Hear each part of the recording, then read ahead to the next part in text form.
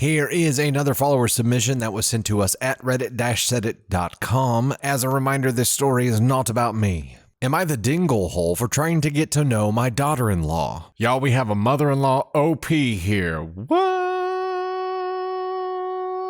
My son had a younger daughter, age 2, with his ex-wife. My son was in the military and had one more year to fulfill his contract when he got awarded residency of his daughter. He asked his dad and I if we would take care of her so he knew she was safe since he didn't have a daycare or support system while stationed in California. We happily agreed. We would make frequent trips out to see him and so she could see her daddy, and he would come home on leave as much as he could. During the year, he found a new girlfriend. They lived together while in California. During some of the trips, I tried to include her doing a girls' day out on the town at our expense. Nails, shopping, and lunch. When they came home to visit, I tried to do the same thing.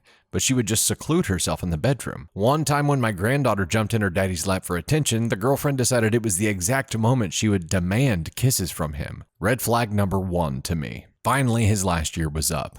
They moved out to our farm and the new girlfriend would hole up in the bedroom, refusing to eat meals I prepared for the entire family. Tried to make my granddaughter, who had turned 3 by this time, eat her meals in the bedroom with her and my son. Red flag number 2. I tried on many occasions to include her for lunch, shopping, nail, and spa day. She always refused. We ended up having a verbal disagreement and they left. Now, my husband and I are no longer allowed to even see our granddaughter. The girlfriend has now turned into a wife. We were not invited. And she and my son now claim I never tried to include her, and that is why they are no contact. Also telling people I told him not to marry her, when all I said was don't rush into it until you know it's going to work with your daughter in the mix now. Am I the asshole? Oof. Why are all these stories so complicated? This ain't simple. There's nothing simple about this at all. Obviously, your son is either seeing or receiving a different reality than you are. Your worldviews are completely different because your worldview here is that you did everything that you could to include her, and his worldview is probably just fed straight from his now wife, which is that you shunned her somehow. So, according to your worldview, no, you're not the asshole. According to his worldview, which is,